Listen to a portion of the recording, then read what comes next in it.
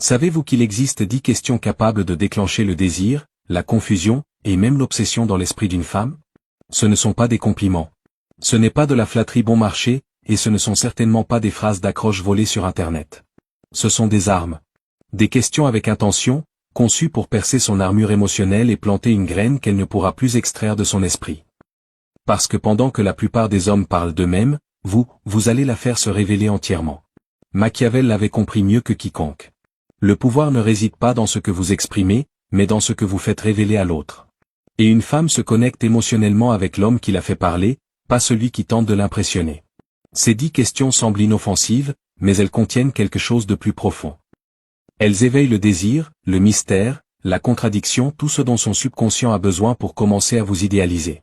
Cette vidéo n'est pas pour ceux qui cherchent des astuces faciles. Elle est pour les stratèges, pour les hommes qui comprennent que la vraie séduction ne concerne pas ce que vous dites, mais ce qu'elle ressent quand elle est avec vous. Et le ressenti, c'est le champ de bataille où la logique devient insignifiante et le désir prend le contrôle. Alors écoutez attentivement, car si vous utilisez ces questions avec le bon ton, au bon moment, et avec le silence comme allié, vous serez capable de provoquer ce que des milliers d'hommes tentent et échouent à faire chaque jour. Ce savoir ne provient pas des conseils modernes de séduction ou de phrases préfabriquées. Il vient de la psychologie du pouvoir, du jeu invisible entre influence, désir et manipulation émotionnelle. Si vous êtes intéressé par ce type de contenu, si vous voulez comprendre l'esprit féminin d'une perspective plus profonde, plus stratégique et plus réaliste, alors likez et abonnez-vous maintenant, car ce que vous êtes sur le point d'apprendre, aucune chaîne ordinaire ne vous l'enseignera jamais. Voici les 10 questions qui rendent une femme folle selon la logique machiavélique, et elle pourrait la faire vous choisir même si elle a de meilleures options. Commençons. La plupart des hommes échouent en séduction parce qu'ils ne savent pas quoi demander. Ils posent des questions ennuyeuses, prévisibles, sûres et la sécurité ne crée jamais le désir. Mais vous n'êtes pas ici pour être un homme moyen. Vous êtes ici pour devenir le déclencheur émotionnel qu'elle n'a jamais vu venir. Et pour cela, vous avez besoin de questions qu'elle n'oubliera jamais. Alors écoutez attentivement. À partir de maintenant, je vais révéler les 10 questions qui peuvent rendre une femme folle si elles sont utilisées avec précision machiavélique. Et nous commençons maintenant. Sans détour.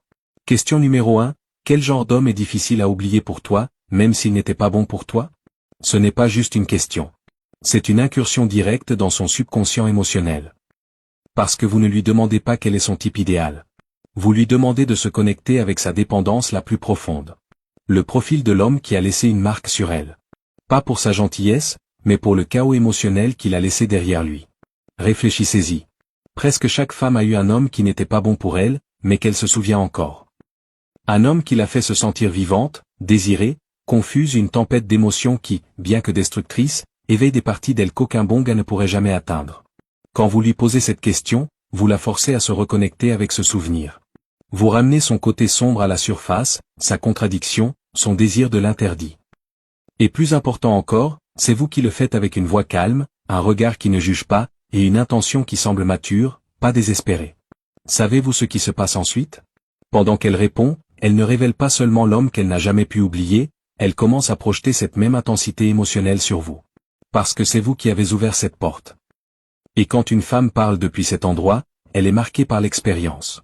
Elle vous associe à l'intensité, à la signification émotionnelle. C'est ça le pouvoir. C'est ça l'influence.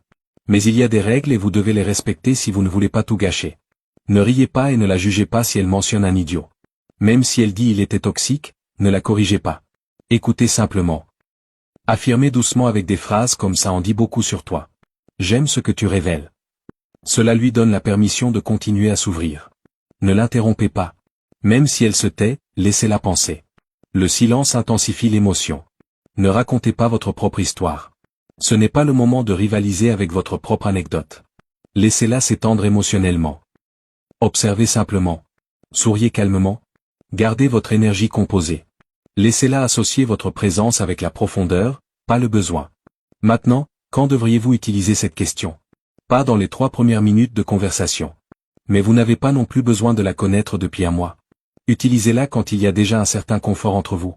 Une interaction sans pression, une promenade lente, un canapé faiblement éclairé, une conversation douce. Ne la posez pas par message. Elle perd son impact. Parce que ce n'est pas une question d'information. C'est une question de sensation. Et quand vous la posez, regardez-la calmement, fermement, puis taisez-vous. Quand elle finit de parler, n'offrez pas de conseils. Dites simplement quelque chose comme je pense que je te comprends beaucoup mieux maintenant. Et souriez. Avec ça, vous venez d'entrer dans un niveau émotionnel que très peu d'hommes n'atteignent jamais. Et maintenant qu'elle vous associe à ce genre de profondeur émotionnelle, elle ne vous verra plus comme les autres. Maintenant, passons à la question numéro 2. Une question qui ne révèle pas seulement le désir, elle révèle le danger. Quelle est la chose la plus dangereuse que quelqu'un ait jamais éveillée en toi? Cette question est une bombe silencieuse, une bombe émotionnelle, une clé qui ouvre non seulement son histoire mais sa pulsion la plus profonde. Quand vous posez cette question, vous ne cherchez pas à fouiller dans son passé. Vous plantez l'idée que vous aussi pourriez être dangereux, mais d'une manière émotionnellement irrésistible. Et c'est exactement ce qui déclenche le désir. Pas l'homme qui supplie, pas l'homme qui joue à des jeux, mais l'homme qui est subtilement dangereux parce qu'il sait comment toucher des nerfs émotionnels que les autres ne peuvent atteindre. Quand vous demandez quelle est la chose la plus dangereuse que quelqu'un ait jamais éveillée en toi, son esprit se fiche parce que personne ne lui a jamais demandé ça. Personne n'a osé. Et ça change complètement votre énergie. Vous n'êtes plus juste un autre homme. Maintenant, vous êtes le déclencheur, le détonateur de souvenirs sombres, intenses, chargés émotionnellement. Elle va faire une pause. Elle va respirer profondément. Et elle dira probablement quelque chose comme « Je ne suis pas sûr de devoir te dire ça ». Et c'est là que la magie opère, car son hésitation n'est pas un rejet. C'est de l'attention. C'est un test. C'est un jeu. Vous pouvez répondre « Tu n'es pas obligé de le dire, mais maintenant je l'imagine déjà ». Ça déclenche son imagination. Vous lui donnez du pouvoir, mais vous maintenez le contrôle de l'effet. Elle vous voit comme quelqu'un qui ne force pas la connexion, mais qui inspire la sincérité sans l'exiger. Et dans la psychologie du désir, c'est l'une des clés les plus puissantes pour entrer dans son esprit. Si elle répond, analysez sa réponse parce qu'elle révèle où vous pouvez entrer, comment lui parler, quel genre d'énergie la désarme. Cela crée une sensation de sécurité émotionnelle mélangée à l'excitation. Et cette combinaison, sécurité plus risque, c'est ce qui rend vraiment une femme folle. Décomposons pourquoi cette question est si puissante. Elle la sort de sa zone de confort. Elle la force à réfléchir sur quelque chose qu'elle n'a pas répété, et ça la rend vulnérable, authentique. Elle se connecte avec vous à travers le risque. Et dans la psychologie de l'attachement, les connexions qui naissent dans des moments émotionnellement risqués tendent à être plus intenses et mémorables. Elle commence à projeter sur vous le rôle de celui qui éveille les émotions. Même si elle ne le dit pas, en vous répondant, elle vous donne l'image du genre d'énergie qui secoue son âme. Et vous êtes juste là devant elle en train d'activer cette sensation. Maintenant, voici un conseil machiavélique. Après sa réponse, si vous dites quelque chose comme intéressant. J'ai le sentiment que tu caches quelque chose d'encore plus dangereux. Vous faites 3 choses à la fois. Vous la défiez subtilement. Vous la faites rire par malaise. Vous générez de la curiosité à propos de vous-même. Parce que maintenant elle commence à se demander, qu'est-ce que je pourrais éveiller chez cet homme? A-t-il aussi quelque chose de sombre, quelque chose de sauvage, quelque chose qu'il ne me montre pas? Ce jeu silencieux, cette tension non dite, c'est ce qui l'accroche. Et enfin, n'utilisez pas cette question n'importe où. Attendez qu'il y ait une ambiance de complicité, un moment de confiance où elle sent que vous ne jouez pas mais explorez. Ça pourrait être pendant une conversation profonde, après une expérience intense, en regardant un film significatif, en partageant une histoire personnelle, ou même un long silence confortable. Et si après avoir posé cette question, vous changez de sujet en douceur, elle continuera d'y penser. Elle le rejouera mentalement, et sans savoir pourquoi, elle continuera à vous associer à l'émotion que vous avez éveillée en elle. C'est là que vous devenez inoubliable. Maintenant, passons à la question numéro 3. Une question qui non seulement désarme son esprit, mais révèle ce qu'elle essaie de cacher quand elle commence à ressentir quelque chose pour vous. Quels signaux ton corps envoie quand quelqu'un commence à t'attirer, mais que tu ne veux pas que ça se voie? Cette question n'est pas seulement intelligente, elle est stratégiquement brillante. Pourquoi? Parce qu'elle vous donne accès à un domaine que la plupart des hommes n'osent jamais entrer, le langage non verbal. Quand le désir est encore dans la phase de déni. Vous entrez dans son subconscient, mais pas comme un observateur, comme un provocateur élégant. Parce qu'en lui posant cette question, vous dites sans le dire, je veux savoir comment ton corps se comporte quand tu mens sur ton attraction.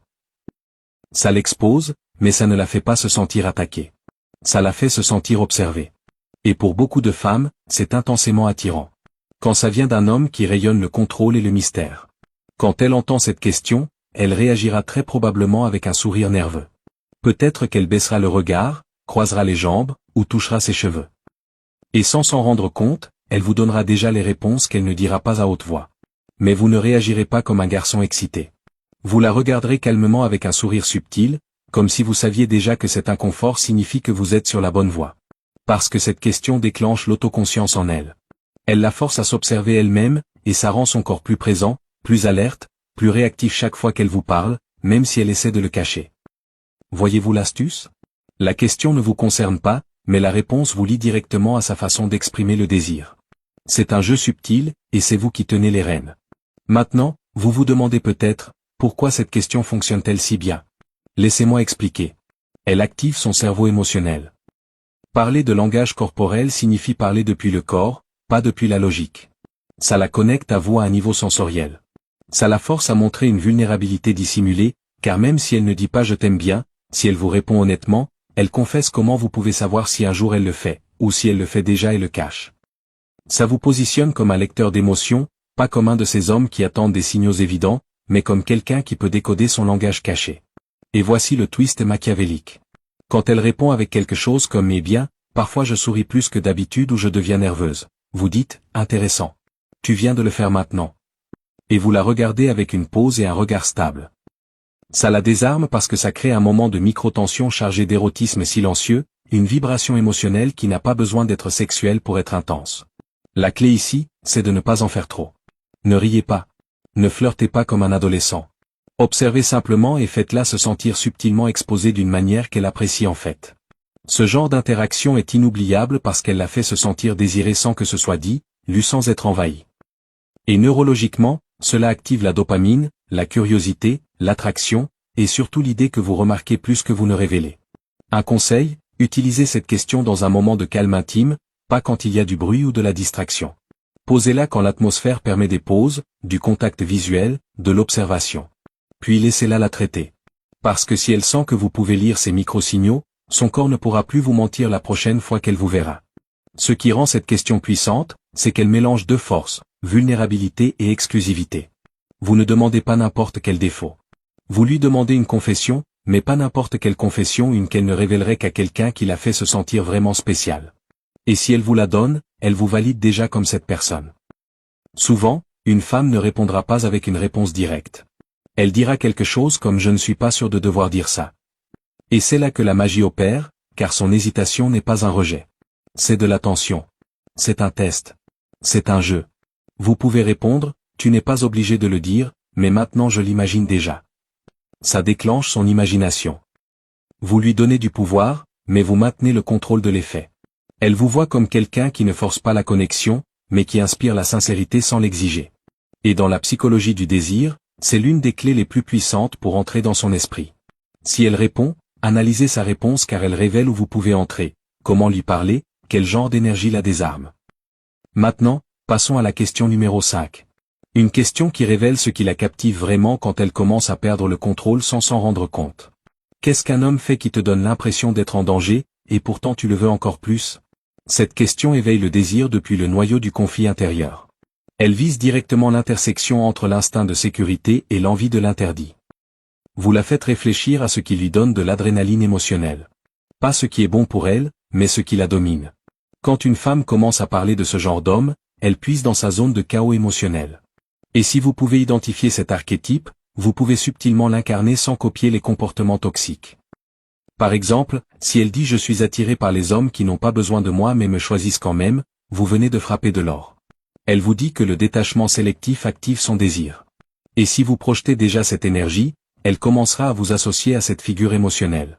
Important, cette question ne consiste pas à la faire se sentir en insécurité. Il s'agit de découvrir sa limite émotionnelle et de vous déplacer juste au bord. C'est l'essence machiavélique. La séduction à travers l'esprit, générer de la tension, être émotionnellement présent sans donner votre âme trop tôt. Et si vous le faites bien, elle ne saura pas si elle doit se sentir protégée ou en danger. Et c'est pourquoi elle se souviendra de vous pendant très longtemps. La question numéro 6 est conçue pour briser sa logique et la conduire à imaginer des scénarios avec vous sans même s'en rendre compte. Quelle est la chose la plus folle que tu ferais si personne ne savait jamais que c'était toi? Cette question ne cherche pas une histoire drôle. Elle est conçue pour activer son esprit caché. La partie d'elle qui pense, fantasme, désire, mais ne le dit jamais à haute voix. Quand vous lui posez cette question, vous ne demandez pas une confession. Vous lui donnez la permission de briser ses propres règles, même si ce n'est que pour un moment. Et cela crée psychologiquement un sentiment de libération émotionnelle lié à vous, car c'est vous qui avez ouvert cette porte. Et cette porte ne s'oublie pas facilement. Souvent, la femme rira et dira je ne sais pas si je devrais le dire. Parfait. C'est le but. La faire y penser, la faire l'imaginer. Et vous faire être celui associé à cette pensée sauvage. Vous n'avez pas besoin de la réponse complète. Ce qui compte, c'est que vous l'avez provoqué à l'imaginer. Et si vous voulez aller plus loin, vous pouvez dire tu n'as pas besoin de le dire. Le simple fait d'y penser, nous le partageons déjà. Avec ça, vous établissez une connexion invisible, un pacte silencieux. À partir de là, tout ce qui se passe entre vous ressemble à un jeu mental chargé de tension, de complicité et de désir. Parce que l'interdit, quand il est suggéré avec élégance, détient un pouvoir incomparable. Maintenant, passons à la question numéro 7. C'est une question qui non seulement révèle son passé émotionnel, mais vous montre comment elle réagit quand elle commence à tomber amoureuse. Comment te comportes-tu quand tu commences à avoir des sentiments pour quelqu'un mais que tu ne veux pas l'admettre? Cette question est trompeusement simple et dangereusement efficace. Elle touche l'endroit exact où beaucoup de femmes commencent à perdre le contrôle. Ce moment où elles sentent qu'elles tombent mais qu'elles luttent contre. La partie fascinante, c'est que vous ne demandez pas si elle est tombée amoureuse. Vous demandez comment elle le cache, comment elle le réprime, comment elle le nie même quand elle brûle à l'intérieur. Et pourquoi est-ce si puissant? Parce qu'en répondant, elle reconstruit dans son esprit toutes les fois où c'est arrivé. Et si vous avez déjà déclenché ne serait-ce qu'une trace d'attraction, son cerveau commencera à chuchoter « je commence à faire ça avec lui ». Vous la forcez à s'auto-analyser en vous utilisant comme déclencheur. Et si elle dit quelque chose comme « je m'éloigne » ou « j'agis froidement pour que ça ne se voit pas », vous pouvez répondre avec un sourire doux « alors maintenant je sais que si tu t'éloignes, ça signifie que je commence à t'affecter ». À ce moment, vous frappez son esprit, son émotion et sa logique en même temps. Elle peut le nier, elle peut en rire, mais elle ne peut pas ne pas l'avoir entendu. Cette question laisse une trace, un minuscule doute qui peut grandir en obsession émotionnelle. Maintenant, la question numéro 8. Une question pas sur elle, mais sur les hommes qui ont laissé les marques les plus profondes. Et si vous comprenez sa réponse, vous pouvez devenir l'un d'eux. Qu'est-ce qui t'a le plus marqué chez un homme? Même s'il n'est plus dans ta vie. Cette question est une bombe émotionnelle camouflée. Vous ne parlez pas du présent, ni même du futur. Vous plongez dans son archive émotionnelle la plus profonde. La galerie des hommes inoubliables. Faites attention. Vous ne demandez pas qui c'était, mais ce qu'il a fait. Quel geste, attitude ou moment a été gravé dans sa mémoire émotionnelle. Ça vous donne quelque chose de bien plus précieux qu'un nom, un schéma, une carte de ce qui laisse une marque sur elle. Si elle dit « il m'a fait sentir comme si j'étais la seule, même si nous parlions à peine », vous venez de trouver de l'or. Elle vous dit qu'elle valorise l'intensité silencieuse, la présence non invasive, un regard qui capture sans mots.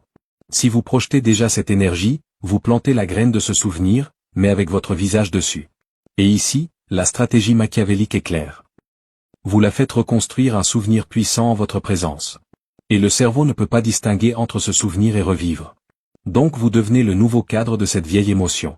Et par association, vous commencez à vous graver dans son subconscient. Cette question révèle également quel genre d'énergie émotionnelle laisse un impact durable sur elle. Et si vous comprenez cela, vous pouvez concevoir votre comportement avec une précision chirurgicale. Parce que la séduction ne consiste pas toujours à impressionner, parfois, il s'agit de savoir comment recréer un impact avec une présence différente, la vôtre. Maintenant, passons à la question numéro 9. Une question qui semble inoffensive, mais qui peut enflammer un fantasme émotionnel si fort qu'elle fait de vous sa pensée favorite sans qu'elle s'en rende compte. Est-ce qu'il t'est déjà arrivé que quelqu'un t'attire et que tu ne comprennes pas pourquoi? C'est une question piège. L'une des plus puissantes si elle est bien utilisée. Pourquoi? Parce qu'elle la force à admettre quelque chose qui échappe à la logique. L'attraction irrationnelle. Vous demandez si elle a déjà ressenti du désir, de la curiosité, de l'attachement, même de l'obsession sans raison claire. Et l'astuce, c'est que cette confession vous inclut. Même si elle ne le dit pas à haute voix, pendant qu'elle commence à penser à sa réponse, vous la regardez simplement sans vous presser, comme si vous saviez déjà ce qu'elle va dire. Si elle dit oui, ça m'est arrivé et ça m'a vraiment troublé, vous pouvez répondre parfois, l'inexplicable est ce qu'il y a de plus réel. Et puis restez silencieux. Ce silence résonne. Il persiste, et elle commence à se demander est-ce que ça m'arrive avec lui? Ce genre de question provoque un court-circuit émotionnel. Pourquoi? Parce qu'elle active quelque chose en psychologie appelé dissonance cognitive. Quand ce que je ressens ne s'aligne pas avec ce que je crois. Et que faisons-nous, humains, avec ça? Nous le rationalisons. Nous essayons d'expliquer le sentiment. Et ce faisant, nous l'intensifions. C'est comme ça que l'esprit fonctionne. Vous ne dites pas tu es attiré par moi. Vous dites as-tu déjà ressenti ça pour quelqu'un comme moi? Et quelqu'un comme moi n'est jamais dit directement. C'est suggéré. Et ce qui est suggéré reste dans l'esprit bien plus longtemps que ce qui est explicite. Maintenant, la question finale. Question numéro 10. La plus stratégique de toutes.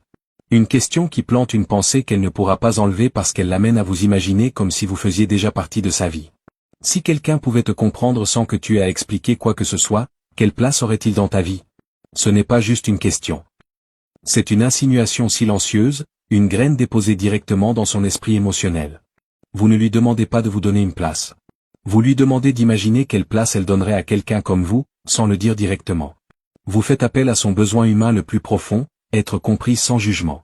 Être vu sans parler, être accepté sans avoir à expliquer. Et si une femme sent que vous pouvez faire ça, vous n'êtes plus juste un homme. Vous devenez un refuge émotionnel.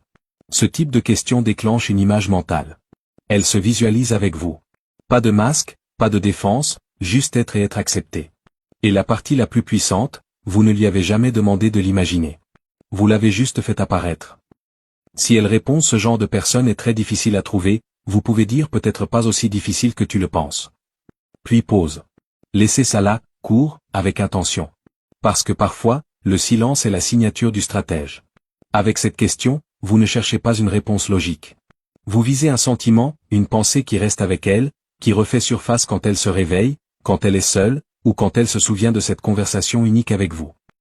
Si ne serait-ce qu'une de ces 10 questions vous a fait réfléchir, imaginez ce qu'elle ferait si elles étaient utilisées au moment parfait, avec le bon regard et le bon ton. Maintenant, dites-moi dans les commentaires laquelle de ces 10 questions était votre préférée. Laquelle prévoyez-vous d'utiliser en premier? Likez si vous voulez plus de contenu comme celui-ci. Abonnez-vous pour ne jamais manquer nos prochaines vidéos sur la psychologie, la séduction et la stratégie émotionnelle. Et rappelez-vous, les mots peuvent être des armes, mais entre les mains du bon stratège, ils deviennent des portes. À la prochaine.